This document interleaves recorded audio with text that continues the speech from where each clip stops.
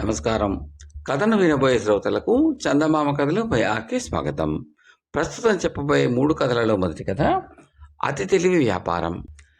వేములపాడు అనే జమీందారీ గ్రామంలో భూపతి అనే రైతు ఉండేవాడు. ఆయనకు గజపతి అని ఒకే ఒక కొడుకు. అతను వ్యవసాయ పనుల్లో అంతగా శ్రద్ధ చూపేవాడు కాదు. ఈ కారణం వల్ల భూపతి చనిపోయే ముందు కొడుకును, అతడి మేనమామ అయిన నాగరాజును దగ్గరకు పిలిచి ఒక రహస్యం చెప్పాడు. అదేమంటే, గజపతికి తండ్రి ఆస్తిని అనుభవించే హక్కు తప్ప అమ్మే హక్కు లేదు. భూపతి చనిపోయాక వరుసగా 2 సంవత్సరాల పాటు పొలాల్లో పంట పండలేదు. ఆ తర్వాత విపరీతమైన గాలి, వాన, వరద దెబ్బకు పశువులు పాక కూలి పశువులు వరద నీటిలో పడి కొట్టుకుపోయాయి. పశువుల్ని కొనడానికి, విత్తనాలు, ఎరువులు కొనడానికి కూలి వాళ్లకు ఇచ్చేందుకు డబ్బు లేక గణపతి పక్క గ్రామంలో ఉన్న మేనమామ దగ్గరకు వెళ్ళి అప్పుగా కొంత డబ్బు ఇవ్వమని అడిగాడు. అందుకు నాగరాజు, ఒరే అల్లుడు, ఈ రోజుల్లో వ్యవసాయం లాభసాటిగా లేదు. వర్షాలు సకాలంలో పడటం లేదు. పంట చేతికి రావటం లేదు. నన్ను అడిగితే వ్యాపారస్తుల పని మెరుగు అంటాను. ఏదైనా వ్యాపారం ప్రారంభించు, లక్షలు సంపాదించవచ్చు అని సలహా ఇచ్చాడు. నాకు అలాంటి ఆలోచన వచ్చింది మామయ్య. కానీ నా దగ్గర వ్యాపారానికి అవసరమైన పెట్టుబడి లేదే, ఏమిటి చేయడం అన్నాడు గజపతి. వ్యాపారం చేసేవారందరూ తమ సొంత డబ్బే పెట్టుబడిగా పెట్టి వ్యాపారం చేస్తారనుకోవడం నీ తెలివి తక్కువతనం. ఎక్కువ మంది అప్పు తెచ్చి వ్యాపారం మొదలు పెడతారు అన్నాడు నాగరాజు. నాకు వ్యాపారంలో అనుభవం లేదు కదా, మరి కర్మం చాలక నష్టం వస్తే సొంత డబ్బు అయితే పోయినా పర్వాలేదు, అప్పు తెచ్చిన డబ్బు పోతే ఎట్లా తీర్చాలి అని అడిగాడు గజపతి. తీర్చకపోతే ఏమవుతుంది అంటూ నవ్వాడు నాగరాజు. అప్పు తీర్చకపోతే ఇచ్చిన వాళ్ళు ఊరుకుంటారా అని అడిగాడు గజపతి. ఊరుకోకపోతే ఊరేసుకుంటారు. నీకెందుకు? ఆస్తి నీ పేర ఉన్నా నీకు అమ్మే హక్కు లేదు. కాబట్టి అప్పు ఇచ్చిన వాళ్ళు నీ ఆస్తి స్వాధీనం చేసుకోలేరు అన్నాడు నాగరాజు. ఆ జవాబుతో గజపతికి మేనమామ ఉద్దేశం అర్థమైంది. ఆ తర్వాత నెల తిరగకుండానే గజపతి గ్రామంలో ఉన్న షావుకారుల దగ్గర 1,00,000 వరహాలు అప్పు తెచ్చి వ్యాపారం మొదలుపెట్టాడు. గజపతికి ఇళ్ళు, పొలాలు ఉండటం వల్ల షావుకారులు ఎవరు ఏమాత్రం అనుమానించకుండా అప్పులిచ్చారు. గజపతి రైతుల దగ్గర ధాన్యం, అపరాలు కొని బస్తాలకు ఎత్తించి పట్టణంలోని వ్యాపారులకు అమ్మేవాడు. అలాగే పట్టణం నుంచి చింతపండు, నూనెలు వగైరా తెచ్చి పల్లెల్లో అమ్ముతూ ఉండేవాడు. అతడి పరిస్థితులు అనుకూలించి ఆ సంవత్సరం మంచి లాభాలు వచ్చినాయి. అప్పులకు వడ్డీ కట్టివేసిన తర్వాత అతడికి 10,000 వరహాల నికర ఆదాయం మిగిలింది. అయితే గజపతికి సంతోషం కలగలేదు. డబ్బు కళ్ళబడేసరికి ఆలోచనలు పక్కదారి పట్టాయి. వ్యాపారంలో సంవత్సరానికి 10,000 వరహాలు మిగిలినా అప్పు తీర్చడానికి 10 ఏళ్ళు పడుతుంది. ఆ తర్వాత మరొక 10 ఏళ్లకు కానీ తను 1,00,000 వరహాలు కూడబెట్టలేడు. అంటే తను లక్షాధికారి అనిపించుకోవడానికి ఇంకా 20 ఏళ్లు పడుతుంది. గజపతి ఈ విధంగా లెక్కలు కట్టి అసంతృప్తి పెంచుకున్నాడు.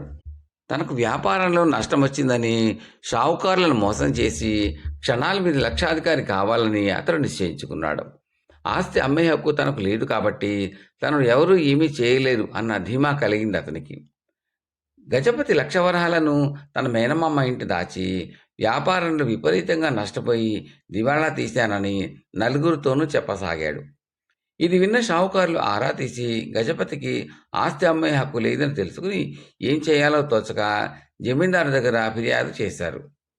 జమీందారు రామాయణం గారు న్యాయాన్యాయాలను క్షుణ్ణంగా తెలుసుకుని తీర్పులు ఇవ్వడంలో అందవేసిన చెయ్యి. ఆయన తన మనుషుల ద్వారా గజపతి చేసిన వ్యాపారం గురించిన వివరాలు సేకరించాడు. వాళ్ళు చెప్పిన దాన్ని బట్టి గజపతికి అతను చేసిన వ్యాపారంలో నష్టం వచ్చే అవకాశం లేదు. పట్టణంలోని వ్యాపారులు ఎవరూ కూడా అతన్ని మోసం చేయలేదు. అదీకాక గజపతి మేనమామ నాగరాజు గురించి కూడా జమీందారికి అంతో ఎంతో తెలుసు. ఒకనాడు జమీందారు గజపతిని, అతడికి అప్పులిచ్చిన వాళ్ళను పిలిపించి, గజపతిని, నువ్వు షావుకారుల దగ్గర నుంచి 1,00,000 వరహాలు అప్పు తీసుకున్న మాట నిజమేనా అని ప్రశ్నించాడు. అయ్యా, నిజమే. దానికి సంబంధించిన పత్రాలు కూడా నా దగ్గర ఉన్నవి అన్నాడు గజపతి. నీకు వ్యాపారంలో నష్టం వచ్చిందా అని అడిగాడు జమీందారు. నాకు వ్యాపారంలో అనుభవం లేక బాగా నష్టపోయాను అన్నాడు గజపతి. నీకు ఆస్తి ఉందన్న ధైర్యంతోనే షావుకారులు అప్పులు ఇచ్చారు కదా, ఏమంటావు అన్నాడు జమీందారు. నాకు ఆస్తిపాస్తులు ఉన్నమాట నిజమే అన్నాడు గజపతి. మరి ఇకనే ఆ ఆస్తిపాస్తులమ్మి అప్పులు తీర్చు అన్నాడు జమీందారు కోపంగా. గజపతి వణికిపోతూ, అయ్యా, ఆ ఆస్తి అమ్మే హక్కు లేకుండా నా తండ్రి వీలునామా రాశాడు. అనుభవించడానికి మాత్రమే నాకు ఆ ఆస్తి ఉన్నది అని జమీందారుకు ఆ వీలునామా పత్రాలు చూపించాడు. జమీందారు ఆ పత్రాలు చూసి గజపతికి తిరిగి ఇస్తూ, నువ్వు చెప్పింది నిజమే, కానీ నీ పొలాన్ని, ఇళ్లను అద్దెకు ఇచ్చే హక్కు నీకున్నది కదా. అందువల్ల వాటిని 100 సంవత్సరాల పాటు నీ రుణదాతల పని చెయ్యి. ఆ తర్వాత నీ వారసులకు ఆ ఆస్తి చెందుతుంది అని తీర్పిచ్చాడు. ఈ తీర్పుని గజపతి బెంబేలు పడిపోతూ, అయ్యా, ఎంత లేదన్నా నా ఆస్తి విలువ 10 లక్షలు ఉంటుంది. 1,00,000 వరహాల బాకీకి గాను అంత ఆస్తిని పరుల హస్తగతం చేయమనడం అన్యాయం అన్నాడు. ఆ మాటలకు జమీందారు నవ్వి, 1,00,000 వరహాల అప్పు తీసుకుని తీర్చకపోవడం కూడా అన్యాయమే కదా. ఆస్తి అమ్మే హక్కు లేనందున ఎవరూ ఏమీ చేయలేరని ఈ ఎత్తు వేశావు. అందులో మరెవరి సలహా అయినా ఉన్నదా అని అడిగాడు. గజపతి కళ్ళ నీళ్ల పర్యంతమై, మా మేనమామ సలహా విని చెడ్డాను అంటూ జరిగిందంతా చెప్పాడు. అప్పుడు జమీందారు నాగరాజును పిలిపించి, పెద్దవాడిపైన నువ్వు పనిగట్టుకుని నీ మేనల్లుడికి పెడబుదులు నేర్పి అతన్ని మోసగారిని చేశావు. వెంటనే అప్పులిచ్చిన వాళ్లకు డబ్బు తిరిగి ఇచ్చేయి. ఇది మొదటి తప్పుగా భావించి ఈసారి నిన్ను, నీ మేనల్లుడిని శిక్షించకుండా వదులుతున్నాను అని చెప్పాడు. గజపతి తాను దాచిన డబ్బు తెచ్చి షావుకారుల బాకీలు తీర్చాడు. ఆ తర్వాత ఆ మేనమామ, మేనల్లుళ్లకు మోసగారులు అన్న పేరు మాత్రం మిగిలిపోయింది. కథ సమాప్తం. రెండవ కథ, స్వయం కృషి. పట్టు వదలని విక్రమార్కుడు చెట్టు వద్దకు తిరిగి వెళ్ళి చెట్టుపై నుంచి శవాన్ని తెచ్చి భుజాన వేసుకుని ఎప్పటిలాగే మౌనంగా శ్మశానకి నడవసాగాడు. అప్పుడు శవంలోని బేతాళుడు, రాజా, ఒక పెద్ద దేశానికి పాలకుడు అయిన నువ్వు ఇంత అర్ధరాత్రి వేళ భీతి గొల్పే శ్మశానంలో తిరుగాడుతూ ఉండడం చూస్తుంటే నాకు జాలి కలుగుతున్నది. నిన్ను ఈ పనికి ప్రోత్సహించిన వాడు సామాన్యుడా, గొప్ప మేధావా, లేక సర్వసంగ పరిత్యాగి అరణ్యంలో తపస్సు చేసుకునే మహామునీశ్వరుడా అన్నది అంత ముఖ్యం కాదు. ఏదో ఒక కార్యాన్ని సాధించమని తాము ప్రోత్సహించిన వాడు విజయం సాధిస్తూ ఒక్కొక్క మెట్టే పైకి ఎక్కిపోతూ ఉంటే చాలామంది వ్యక్తులు క్రమక్రమంగా ఈర్ష్యకు, ఓర్వలేనితనానికి గురి అవుతారు. పూర్వం సదానందుడు అనే ముని విక్రముడు అనే వాడి పట్ల ప్రవర్తించిన తీరు ఎలాంటిదో చెబుతాను, శ్రమ తెలియకుండా విను అంటూ ఇలా చెప్పసాగాడు. మయూరి నగర రాజ్యంలో కాంతిపురం అన్న చిన్న గ్రామం ఉండేది. ఆ గ్రామంలో ధర్మయ్య అనే రైతు ఉండేవాడు. అతడికి విక్రముడు అనేవాడు ఏకైక సంతానం. వాడికి చదువు మీద ధ్యాస ఉండేది కాదు. కానీ తల్లి చెప్పే కథలంటే మాత్రం వాడికి తగని ఆసక్తి. ఆ కథలు విన్నవాడికి అరణ్యంలో తపస్సు చేసుకునే మునులకు గొప్ప గొప్ప మహిమలు ఉంటాయని, వాళ్ళ దగ్గర మంత్రాలు నేర్చుకుంటే ఏదైనా సాధించవచ్చని నమ్మకం ఏర్పడింది. ఒకరోజు ధర్మయ్య విక్రముణ్ణి పిలిచి, ఎవరే, ఇంత వయసు వచ్చినా నీకు చదువు సంధ్యలు అబ్బలేదు. ఇక నుంచి నాకు వ్యవసాయ పనుల్లో సాయపడదు గాని ఇవాళ మన గొర్రెలను తోలుకుపోయి వేపురా అని చెప్పాడు. విక్రముడు ఆ గొర్రెలను అరణ్య ప్రాంతాన ఉన్న పచ్చిక బీడిలోకి తోలుకుపోయి అక్కడ వాటిని వదిలి ఒక చెట్టు బోధిన ఆనుకుని హాయిగా నిద్రపోయాడు. వాడికి మెలకు వచ్చేసరికి గొర్రెలు కనిపించలేదు. వాడు వాటిని వెతుకుతూ అరణ్యంలో కొంత దూరం పోయేసరికి ఒక చెట్టు కింద తపస్సు చేసుకుంటున్న మునీశ్వరుడు ఒకడు కనిపించాడు. ఆ మునీశ్వరుడి పేరు సదానందుడు. ముని కళ్ళు తెరిచే వరకు ఆయన ఎదురుగా కూర్చుని ఆయన కళ్ళు తెరవగానే ఎంతో వినయంగా నమస్కరించాడు విక్రముడు. ముని చిరునవ్వు నవ్వి, ఏ నాయనా, క్రూర మృగాలు సంచరించే ఈ అరణ్య ప్రాంతానికి ఎందుకు వచ్చావు అని అడిగాడు. అందుకు విక్రముడు, స్వామి, పచ్చిక బీడిలో మేస్తున్న నా గొర్రెలు తప్పిపోయినవి, వాటిని వెతుకుతూ ఇలా వచ్చాను అన్నాడు. ముని క్షణం పాటు కళ్ళు మూసుకుని తెరిచి, నీవు నిద్రలో ఉండగా గొర్రెలు సురక్షితంగా నీ ఇల్లు చేరాయి. చీకటి పడవస్తున్నది. క్రూర మృగాల నుంచి నీకు ఎలాంటి అపాయమూ కలగకుండా ఈ రుద్రాక్షమాల ఇస్తున్నాను, నిర్భయంగా ఇల్లు చేరు అంటూ ఒక రుద్రాక్షమాల విక్రముడికి ఇచ్చాడు. విక్రముడు ఆ రుద్రాక్షమాల తీసుకుని, స్వామి, మీ వంటి మునీశ్వరుల దగ్గర ఎన్నో మహిమలుంటాయని మా అమ్మ చెప్పింది. నాకు చదువు అంటే శ్రద్ధ లేదు. మీరు ఏదైనా మంత్రం నేర్పితే గొప్పవాణ్ణి అవుదామని ఉన్నది అన్నాడు. నాయన, మనిషి జీవితంలో రాణించాలంటే మంత్రతంత్రాల కన్నా స్వయం కృషి ఎక్కువగా ఉపకరిస్తుంది. చదువు మీద మనసు లగ్నం చెయ్యి.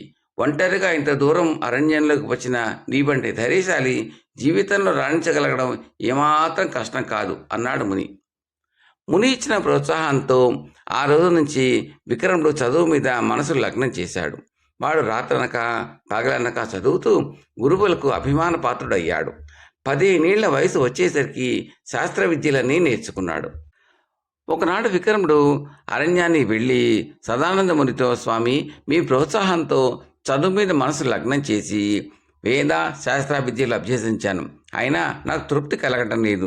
జీవితంలో పైకి రావడానికి చదువు మాత్రమే సరిపోదు అని నా అభిప్రాయం అన్నాడు. ముని తల ఊపి, నీ అభిప్రాయం సరి అయినది. ఆత్మరక్షణకు శత్రువులను తగిన విధంగా అణచడానికి నీ విద్యలు సరిపోవు. క్షాత్ర విద్యలు నేర్చుకోవాలి. అమరపాలి పట్టణంలో జ్వాలాముఖుడు అనే వీరుడున్నాడు. అతని వద్దకు పోయి నేను పంపినట్టు చెప్పు. అతడు నీకు అన్ని క్షాత్ర విద్యలు నేర్పుతాడు అని ఆశీర్వదించాడు. విక్రముడు అమరపాలి పట్టణానికి వెళ్ళి జ్వాలాముఖుడికి శిష్యుడై అతని వద్ద అన్ని క్షాత్ర విద్యలు బహు కొద్ది కాలంలోనే నేర్చుకోగలిగాడు.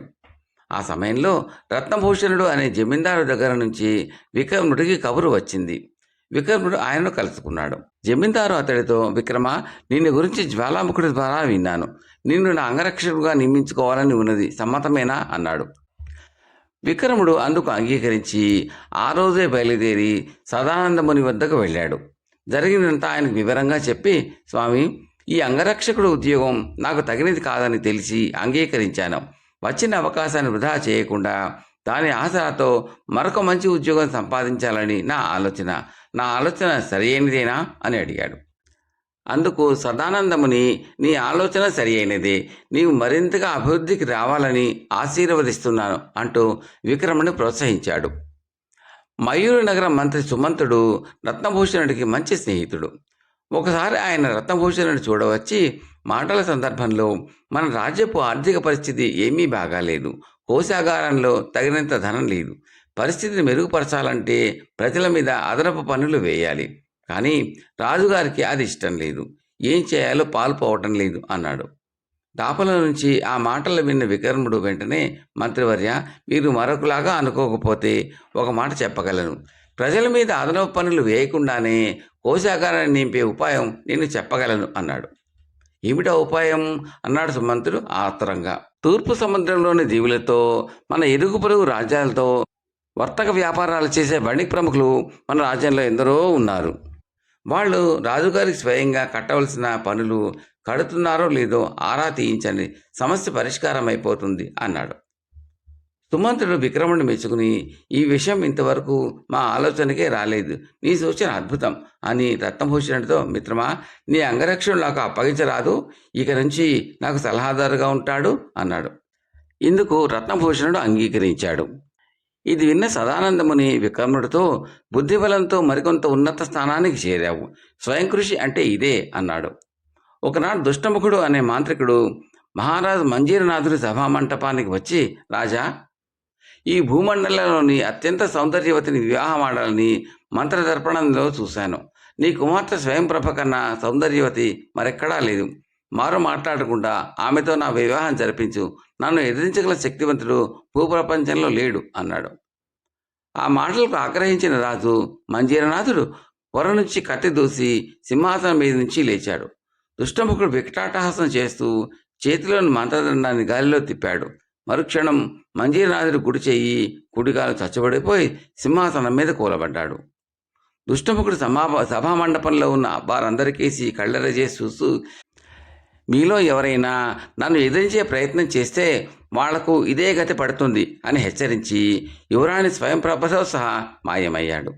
రాజు మాంత్రికుడిని చంపి తన కుమార్తెను తెచ్చిన వాడికి ఆమెతో వివాహం జరిపి రాజుగా రాజ్యాభిషేకం చేస్తాను అని ప్రకటించాడు. విక్రముడు అరణ్యానికి వెళ్ళి సదానందమునితో జరిగిందంతా చెప్పి, స్వామి, ఇది నాకు ఒక అపూర్వ అవకాశం. నా ప్రయత్నంలో విజయం కలగాలని ఆశీర్వదించండి అని కోరాడు. ముని ఒక్క క్షణకాలం కళ్ళు మూసుకుని, విక్రమ, ఇది నీ శక్తియుక్తులకు గొప్ప పరీక్ష వంటిది. దుష్టముఖుడు మహామాయావి. వాడిని ఎవరు ఎదురుపడి జయించలేరు. వాడు దండకారణ్యంలోని ఒక సెలియేటి పక్కన ఉన్న కొండగుహలో ఉంటాడు. వెళ్ళి విజయం సాధించు అని ఆ ప్రాంతపు వివరాలు చెప్పాడు. విక్రముడు మాంత్రికుడిని వెతుక్కుంటూ పోయి కొన్నాళ్ల తర్వాత వాడు ఉండే గుహ ప్రాంతాన్ని చేరాడు. వాడి కంటపడకుండా వాడిని చంపడం ఎలాగా అని బాగా ఆలోచించి విల్లు బాణాలు ధరించి గుహకు దగ్గరలో ఉన్న ఒక మహావృక్షం చాటున దాగాడు. కొంతసేపటి మాంత్రికుడు గుహ నుంచి బయటికి వచ్చి సెలయేటికేసి బయలుదేరాడు. అదే సమయంలో విక్రముడు ఒక కాలకూట విషాన్ని పోసిన బాణాన్ని గురి చూసి వాడి గుండెల్లో తగిలేలాగా కొట్టాడు. మరుక్షణం మాంత్రికుడు హాహాకారాలు చేస్తూ నేలకూలి మరణించాడు. మాంత్రికుడు మరణించగానే రాజు మంజీరనాథుడి కాలు, చెయ్యి స్వాధీనంలోకి వచ్చాయి. యువరాణిని క్షేమంగా అంతఃపురం చేర్చిన విక్రముడితో ఆమె వివాహం జరిపించి అతన్ని పట్టాభిషిక్తుని చేశాడు. విక్రముడు రాజు అవుతూనే పొరుగున ఉన్న రాజ్యాలను జయించి చక్రవర్తి కావాలని సంకల్పించాడు. ఈ విషయం చెప్పడానికి సదానందముని వద్దకు పోయి భక్తిపూర్వకంగా నమస్కరించి, స్వామి, స్వయం కృషితో ఒక్కొక్క మెట్టే ఎక్కుతూ అభివృద్ధి చెందమని, సాధించిన దాంతో తృప్తి పడవద్దని లోగడ ప్రోత్సహించారు అని చెప్పి ఇరుగు పొరుగు రాజ్యాలను జయించి చక్రవర్తిని కావాలన్న తన కోరికను వెల్లడించాడు. ముని అంతా విని ఆగ్రహంతో, విక్రమ, మరెన్నడూ గాని ఇటువంటి మూర్ఖపు ఆలోచనలు చేయకుండా ఈనాటి నుంచి సాధించిన దానితో తృప్తిపడు అన్నాడు. విక్రముడు మారు మాట్లాడకుండా నగరంలో చేరి ఇతర దేశాలపై దండయాత్ర చేసి చక్రవర్తి కావాలి అన్న ఆలోచనకు స్వస్తి చెప్పాడు. బేతాళుడి కథ చెప్పి, రాజా, స్వయం కృషితో ఒక్కొక్క మెట్టుగా పైకి పోతూ అభివృద్ధిలోకి రమ్మని ప్రోత్సహించిన ముని చక్రవర్తి కావాలి అన్న విక్రముడి కోరికను ఎందుకు భంగపరిచాడు? ఇందుకు అసూయ, పూర్వలేనితనాలు కారణాలు కారా? ఒక దేశానికి రాజు అయిన విక్రముడు ముని కోపగించగానే తన ప్రయత్నాన్ని ఎందుకు విరమించాడు? ముని తన మంత్రశక్తితో ఏమైనా హాని చేయగలడు అన్న భయంతోనా? ఈ సందేహానికి సమాధానం కూడా తెలిసి చెప్పకపోయావో నీ తల పగిలిపోతుంది అన్నాడు. దానికి విక్రమార్కుడు, ప్రతి మనిషి ఎదుగుదలకు ఒక పరిమితి ఉంటుంది. ఆ పరిమితి మించిన పెరుగుదల ఇతరులకు హాని, ప్రతిబంధకం అయ్యే దశ వచ్చినప్పుడు ఉన్నదానితోనే తృప్తి పడాలి. చక్రవర్తి కావాలి అన్న విక్రముడి కోరిక వల్ల ఎన్నో యుద్ధాలు జరిగి అపారమైన జన నష్టం, ధన నష్టం కలుగుతుంది. అందుకే ముని అతడి ప్రయత్నానికి అభ్యంతరం చెప్పాడు. అంతేగాని విక్రముడిపై గల అసూయ, పొరవలేనితనం వల్ల కాదు. విక్రముడు ముని మాటల్లో ఉన్న అంతరార్థాన్ని గ్రహించి తన ప్రయత్నాన్ని విరమించాడు తప్ప ఆయన మంత్రశక్తి భయపడలేదు అన్నాడు. రాజుకి ఈ విధంగా మౌనభంగం కలగగానే బేతాళుడు శమంతో సహా మాయమై తిరిగి చెట్టెక్కాడు. కథ సమాప్తం. మీకు ఈ కంటెంట్ నచ్చితే లైక్ చేయండి, బంధుమిత్రులు షేర్ చేయండి, సబ్స్క్రైబ్ చేసి గంట సింబల్ కాల్ కూడా నొక్కండి. మీ సూచనలు, సలహాలు కామెంట్లో తప్పక తెలపండి. Thank you very much.